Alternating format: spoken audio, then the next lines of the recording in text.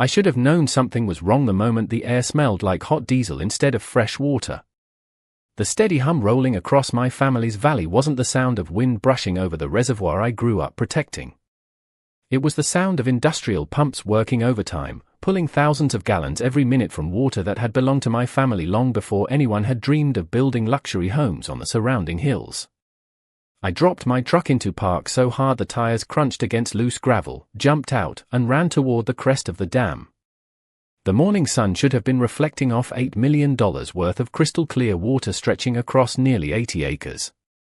Instead, ugly ribbons of exposed shoreline wrapped around the reservoir like fresh scars, and massive hoses snaked across my property toward the Willow Ridge Estate subdivision below. Every few seconds another surge of water disappeared into temporary pipelines feeding the HOA's artificial ponds and decorative fountains. Standing beside the biggest pump, wearing a spotless white golf outfit that somehow looked more expensive than my pickup, was Patricia Holloway. Everyone called her Patty. She smiled the second she saw me, folded her arms, and tilted her sunglasses down just enough for me to see the satisfaction in her eyes. "You're finally back," she called across the noise. "The community appreciates your contribution." I stared at her, then at the falling waterline marked against the concrete spillway where my father had carved measurement lines by hand almost 25 years earlier. The water had already dropped nearly 4 feet. 4 feet in less than a week. My stomach tightened as I caught the sharp smell of hydraulic fluid drifting from the temporary pump station. Workers in bright safety vests pretended not to notice me. One contractor looked away the moment our eyes met. Another kept tightening a hose connection like he suddenly found bolts fascinating. Patty stepped closer without a trace of hesitation. "That reservoir is far too valuable to waste on one family," she said. "Our board voted unanimously. We're simply reallocating resources for the good of the neighborhood." She actually believed that sentence made sense. She believed an HOA vote could erase recorded property rights, century-old water permits, and every legal document sitting inside my family's fireproof safe. I didn't argue. I didn't yell.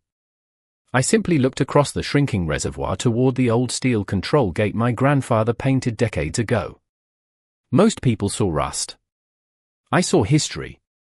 My grandfather always told me that water remembered who respected it, and the law usually did too. Patty mistook my silence for surrender.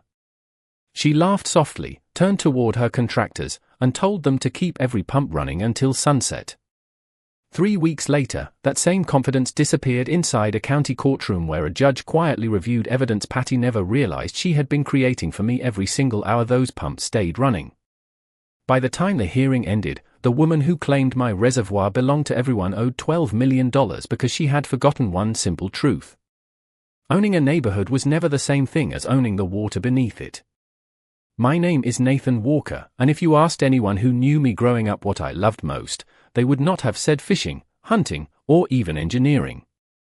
They would have pointed toward the reservoir and said, "That water raised him." They would have been right. Long before luxury homes covered the surrounding hills, my grandfather bought this land with money he earned repairing farm equipment after the Korean War. Most people thought he was crazy for purchasing rocky acreage with a creek running through it, but he saw something nobody else did. He understood that land without dependable water would always be ordinary, while land with protected water rights could outlast generations. In the early 1980s, he worked alongside my father to build the earthen dam that still stood behind me that morning. Every bucket of dirt, every load of limestone, every concrete form had a story attached to it. As a little boy, I remember sitting on the tailgate of my father's old Ford truck eating peanut butter sandwiches while listening to the steady splash of water flowing through the spillway. The smell of wet cedar mixed with fresh mud became the scent of home. Dad used to kneel beside the shoreline and hand me smooth river stones, telling me that water rewarded patience because it always followed the truth instead of emotion. Those words stayed with me long after I became a licensed water resources engineer. While many of my classmates chased careers designing skyscrapers or highways, I specialized in reservoirs, flood control systems, and watershed management. I understood that every lake, every dam, and every water permit represented decades of planning, environmental responsibility, and legal protection. That knowledge eventually helped me expand the property without ever changing what made it special. We restored wetlands, upgraded the spillway to modern safety standards, and partnered with local conservation groups to improve fish habitats. Families came here with permission to enjoy catch and release fishing during the spring. School science classes toured the shoreline every fall to study native ecosystems. Even neighboring ranchers benefited during dry summers because carefully managed overflow supported downstream creeks exactly as the original engineering intended. The appraisal eventually valued the reservoir and its associated water rights at roughly $8 million, but I never measured it in dollars. To me, its real value lived in memories that could never appear on any balance sheet. Every sunrise reflected faces that were no longer here. Every gentle ripple reminded me of conversations with my father before cancer took him far too early. Before he passed away, he handed me a weathered metal box containing decades of permits, surveys, inspection reports, handwritten notes, and property records. He smiled and told me, "These papers matter almost as much as the water itself. Protect both, and they will protect you." At the time, I thought he was simply giving practical advice from one generation to the next. Standing on that dam watching the waterline fall, I finally understood exactly what he meant. Somewhere inside that old metal box rested the reason Patty Holloway had already lost, even though she had not realized it yet. Patty Holloway had mastered the rare talent of making unreasonable demands sound like neighborhood improvements. She was 53 years old, always dressed like she had just stepped out of a country club brochure, and somehow managed to keep spotless white sneakers even after walking across muddy construction sites. Her silver sport utility vehicle was washed so often that it reflected the Texas sky better than some mirrors. Around Willow Ridge Estates, people treated her less like an elected volunteer and more like a mayor who never had to campaign. New homeowners admired her because their lawns looked perfect. Real estate agents praised her because property values kept climbing. Contractors smiled every time her name appeared on another community expansion project. The only people who seemed uncomfortable around Patty were the ones who knew exactly how many corners she liked to cut when nobody was paying attention. I first met her 2 years before everything unraveled. She arrived at my gate carrying a gift basket and wearing the kind of friendly smile that looked carefully rehearsed. Fresh cookies, gourmet coffee, and a welcome brochure rested inside the basket, but her eye spent more time studying my shoreline than introducing herself. She asked polite questions about the reservoir, how deep it was, whether it stayed full during droughts, and if I had ever considered allowing residents to enjoy it. At the time, I assumed she was simply curious. Looking back, I realized she was gathering information the way a surveyor measures land before drawing new property lines. Over the following months, she became increasingly interested in everything connected to my water. She invited me to HOA meetings even though my property had never been part of the subdivision. She proposed community partnerships that sounded harmless until I read the fine print. She suggested installing walking trails, shared picnic areas, and kayak launches that would supposedly benefit everyone. Every proposal ended with one small sentence that quietly transferred long-term maintenance authority to the association. I declined every offer with the same calm response. The reservoir was private property, protected by recorded agreements that could not be rewritten through neighborhood votes. Patty always smiled, thanked me for my time, and drove away. Then another proposal would appear a few weeks later with different wording but exactly the same objective. As more houses filled the hillsides, complaints about water restrictions started appearing during dry summers. Decorative ponds shrank. Fountains stopped running. Expensive landscaping turned brown around the edges. Instead of explaining that responsible water management required conservation, Patty found an easier target. She began telling residents that one private reservoir held more than enough water to solve everyone's problems. She never actually claimed she owned it. She simply spoke as though access was inevitable if enough people agreed. That subtle difference mattered. It transformed private property into a community expectation.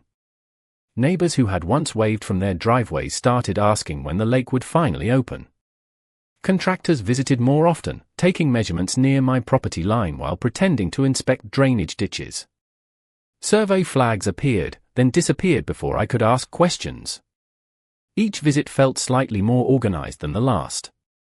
My instincts told me something larger was taking shape beneath the surface, but even with years of engineering experience, I still underestimated how far Patty was willing to push the illusion that confidence could replace ownership. The real operation began while I was away inspecting a watershed restoration project nearly 300 miles north.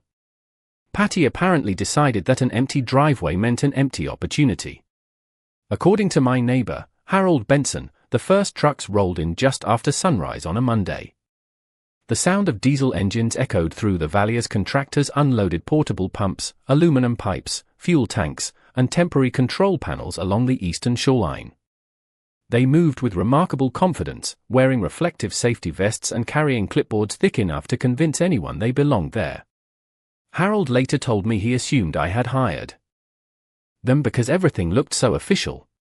Temporary fencing appeared around sections of my shoreline with signs reading Community Water Infrastructure Improvement. The wording was clever. It never claimed ownership, but it certainly implied authority. Within hours, trenching machines carved shallow channels toward the subdivision while workers assembled thousands of feet of heavy hose across land that had never been included in the homeowners association. Every metallic click of a pipe coupling echoed across the water I had spent my life protecting. By the second day, the first pumps roared to life. The deep mechanical hum never stopped. Day and night, they pulled water from my reservoir into holding ponds that fed decorative fountains, artificial streams, and freshly installed irrigation systems throughout Willow Ridge estates. The smell of warm diesel drifted across the shoreline, replacing the familiar scent of cedar and clean water that had always greeted visitors. Birds abandoned their usual nesting areas near the inlet. Even the fish stayed deeper as the shoreline slowly retreated inch by inch. Then came the paperwork. Patty mailed me an envelope with the Homeowners Association logo stamped neatly across the front. Inside was an official-looking letter congratulating me on participating in the Neighborhood Water Sustainability Initiative. Attached was an invoice charging me a monthly infrastructure maintenance assessment for the very equipment draining my own reservoir. I actually laughed when I read it because the absurdity was almost impressive. She expected me to finance the unauthorized use of my own property. The final page included a copy of what she called a board resolution approving emergency access to local water resources during seasonal shortages. There was one problem.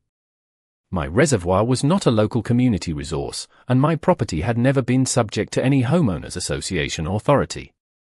Yet every sentence was written with such confidence that someone unfamiliar with property law might have believed it. Harold called me that evening, his normally calm voice carrying a hint of concern. He said more contractors had arrived, along with landscape crews celebrating because the neighborhood fountains were running again after weeks of water restrictions. Residents walked past smiling, taking pictures beside sparkling ponds that had been dry only days earlier. They believed their board had solved a community problem through strong leadership.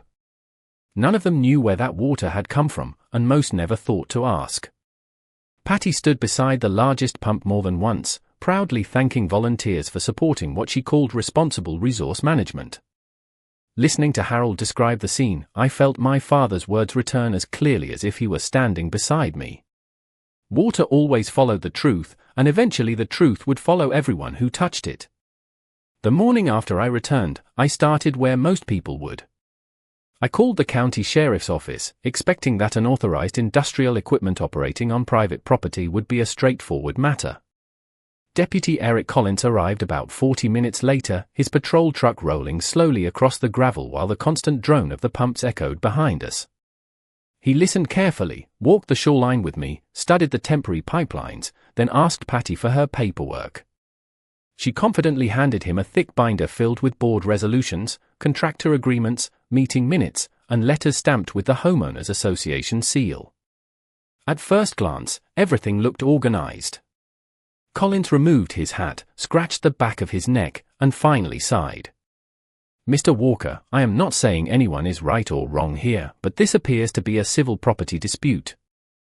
Without a court order, there is not much I can do today." I thanked him anyway because I knew he was following procedure. The pumps never stopped. Their steady mechanical rhythm followed me everywhere as I drove into town searching for legal help. My first attorney barely looked at the photographs before estimating months of litigation and hundreds of billable hours. He recommended negotiating temporary water sharing while the court sorted everything out. Temporary. That single word stayed with me all afternoon because every passing hour meant thousands of gallons disappearing forever. When I returned to the reservoir, the shoreline had retreated even farther. Fresh mud baked beneath the Texas sun, carrying that sharp earthy smell that only appears when water leaves too quickly. Patty happened to be standing near the temporary control station talking with several residents who applauded what they called decisive leadership during the seasonal shortage. She noticed me, smiled politely, and walked over carrying another envelope. "Good news," she said. "The board has approved an ongoing partnership. Once you sign the participation agreement, future maintenance costs can be shared fairly." I opened the envelope. Instead of an apology, I found another invoice, this one including fuel costs for the pumps, equipment rental fees, and administrative expenses. She was billing me for the operation I had repeatedly objected to. I looked up from the paperwork and asked one simple question. "Did you ever ask permission before installing any of this?" Her smile never moved. The community voted. Sometimes leadership means acting before everyone understands the bigger picture. That answer explained everything. She genuinely believed majority opinion could replace recorded ownership. Over the next 2 days I contacted the county planning office, the local conservation district, and the regional water authority. Each agency listened respectfully, opened a file, and explained that investigations required documentation before formal action could begin. None of them dismissed my concerns, but none could stop the pumps that afternoon either.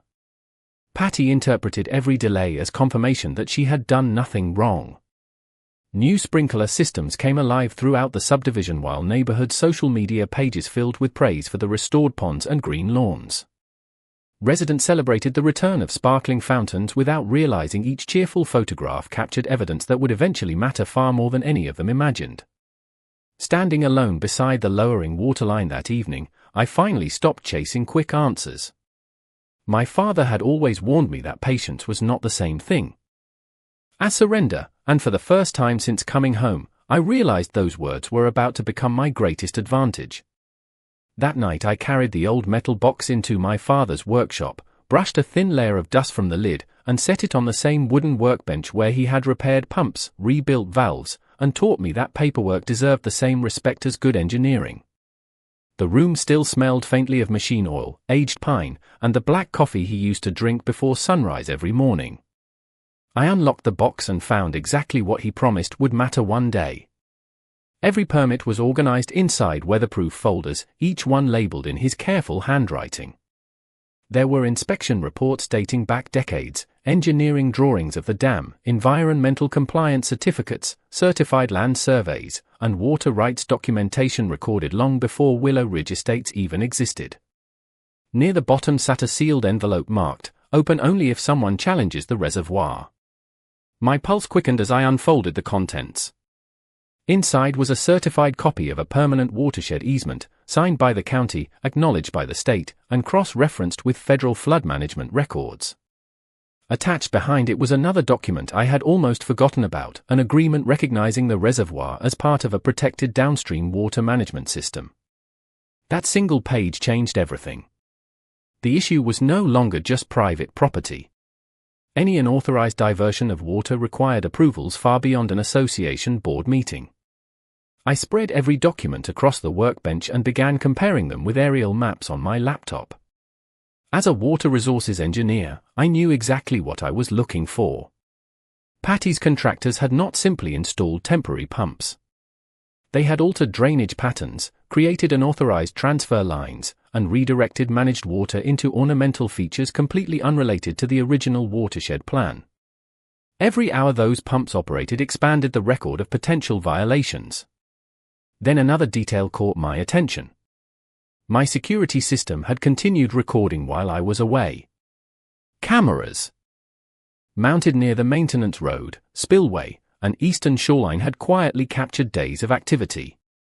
I opened the first video, There was the initial survey crew marking pipeline routes. Another camera showed heavy equipment crossing my property without permission. A third angle recorded every pump installation from beginning to end. Timestamps, dates, license plates, contractor logos, and even conversations carried across the microphones whenever workers discussed fuel deliveries or operating schedules. None of them realized they were documenting their own project more thoroughly than any investigator ever could. I continued reviewing footage until well after midnight. Drone images from my automated weekly property survey showed the reservoir shrinking day by day with remarkable precision. Water level sensors had logged exact measurements every hour because I had installed them years earlier to monitor drought conditions. Even the weather station confirmed that the water loss could not possibly have resulted from evaporation or seasonal changes. By sunrise, my dining table looked less like a family kitchen and more like an engineering command center covered with maps, photographs, sensor reports, permits, inspection records, and storage drives filled with video evidence. For the first time since coming home, I stopped feeling frustrated. Patty believed confidence would protect her. I now understood that every gallon she removed had quietly created another page of evidence, another data point, another legal problem waiting to be discovered by people whose signatures carried far more authority than any homeowners association ever could. Once I understood exactly what I had, I made a decision that surprised even my closest friends. I did not march back to the pumps. I did not demand another meeting with Patty. I did not waste another afternoon arguing with people who had already convinced themselves they were right. Instead, I treated the entire situation like an engineering project. Data first. Action second. Every morning before sunrise, I launched my survey drone along the same automated flight path it had followed for years. The camera captured the shrinking shoreline from identical angles every day, creating a time-lapse that left no room for opinion or exaggeration. I downloaded water level readings from every sensor, verified them against weather records, and documented each hourly change in storage volume. I installed 2 additional trail cameras overlooking the temporary pipeline corridor, positioning them where they blended naturally into cedar trees without interfering with anyone's work. They quietly recorded delivery trucks arriving with fresh diesel fuel, maintenance crews servicing the pumps, and contractors checking flow meters while laughing about how quickly the neighborhood ponds were filling. Every receipt, every license plate, every company logo became another piece of the puzzle. I also hired an independent licensed surveyor named Daniel Foster, a man with 30 years of experience and absolutely no connection to Willow Ridge Estates. Without speaking to Patty or her board, Daniel confirmed every property boundary, every easement, every equipment location, and every section of pipeline crossing my land. His report included precise measurements accurate to fractions of an inch. 2 days later, I invited an environmental consulting firm to collect water samples upstream and downstream from the pumping operation.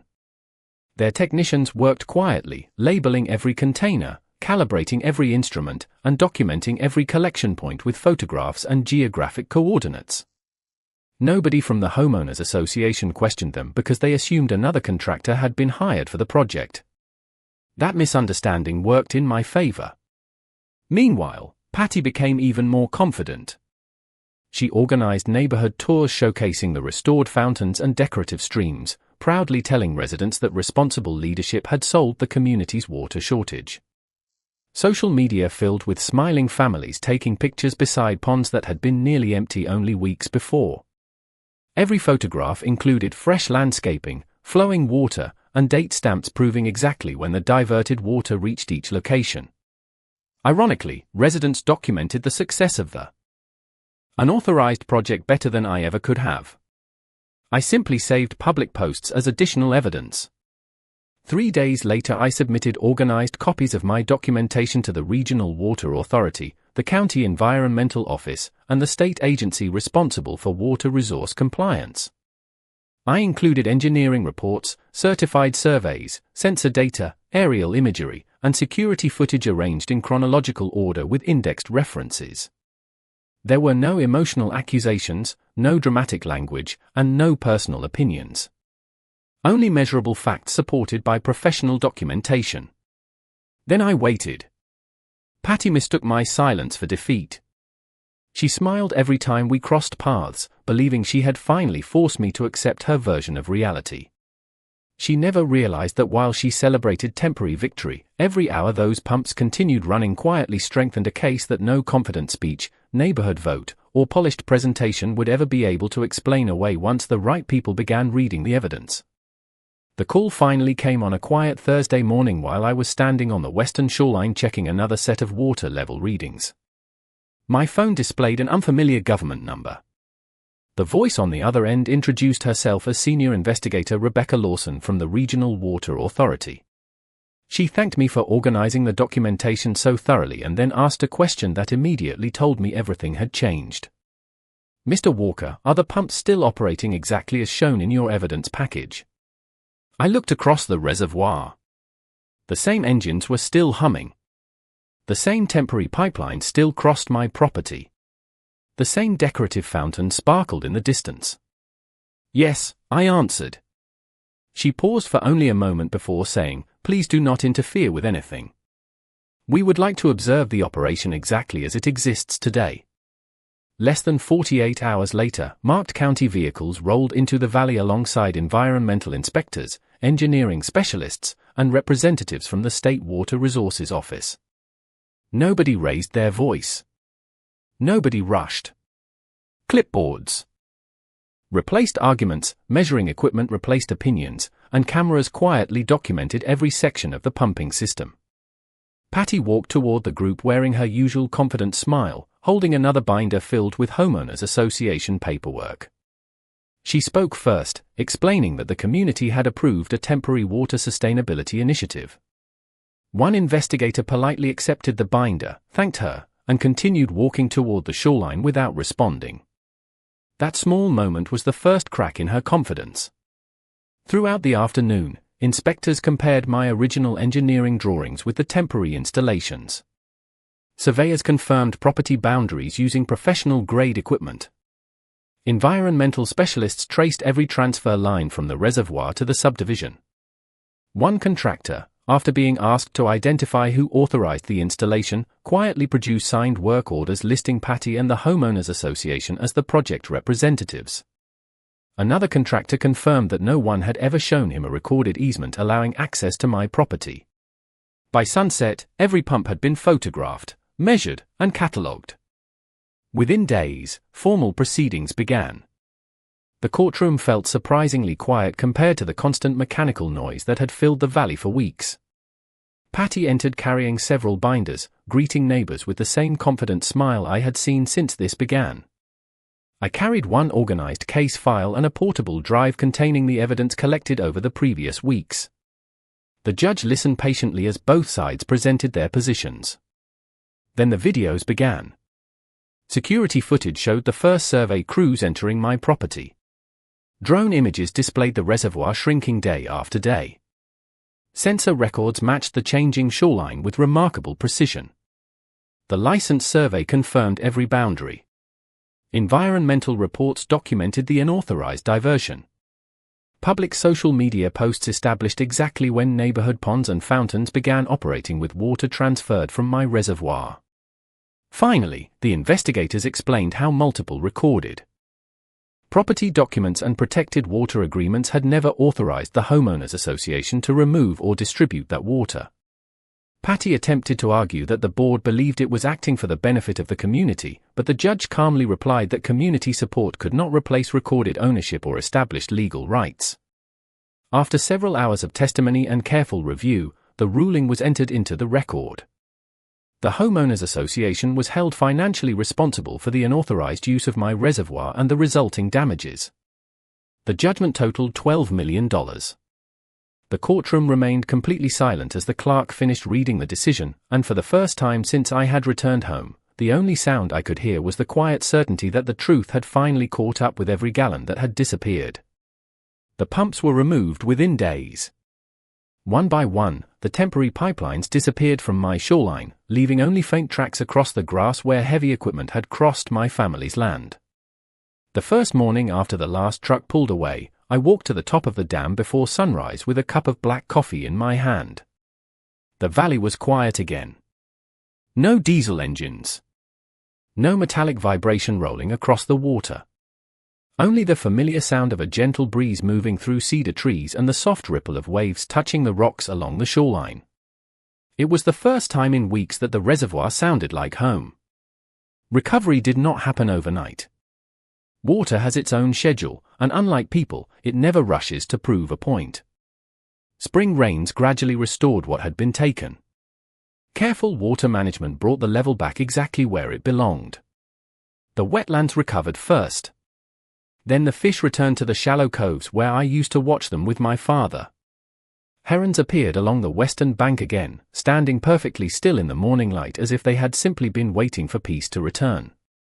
Even the old steel control gate my grandfather painted decades earlier looked different, reflected in a full reservoir instead of cracked mud. A few weeks after the judgment, Daniel Foster stopped by with updated survey documents showing every temporary structure had been removed and every disturbed section of shoreline had been restored. He handed me the final report, smiled, and said, "Some projects end with construction. The important ones end with accountability." I placed that report inside the same metal box my father left me, right beside the permits, surveys, and handwritten notes that had protected this place long after he was gone. Every document in that box represented someone who believed that doing things the right way mattered, even if nobody noticed at the time. The Homeowners Association eventually elected a new board. Several residents later visited my property to apologize for believing only one side of the story. I accepted every sincere apology because most of them had simply trusted the wrong leadership. They had seen green lawns and flowing fountains without ever asking where the water came from. That lesson stayed with all of us. One quiet Saturday afternoon, my young nephew Ethan joined me on the dam carrying the same old tackle box my father once carried with me. We sat together watching the sunlight dance across the surface while bluegill chased insects near the shoreline. After a long silence, Ethan looked across the reservoir and asked, "Uncle Nate, did you win?" I smiled, skipped a smooth river stone across the water, and watched it disappear into gentle ripples spreading toward the opposite shore. "Not exactly," I told him. "The law did what it was supposed to do." He nodded like he understood more than his years should allow. As we packed up to leave, I glanced once more at the calm water stretching across the valley. My grandfather had trusted the land. My father had trusted the records. I had trusted patience. Together, those three things proved something no amount of confidence, paperwork with impressive logos, or neighborhood votes could ever change. Property rights are not decided by the loudest voice in the room. They are protected by truth, responsibility, and the quiet strength of evidence. Standing there with the evening sun reflecting across the reservoir, I realized my father had been right all along. Water remembers who respects it, and sooner or later, so does justice.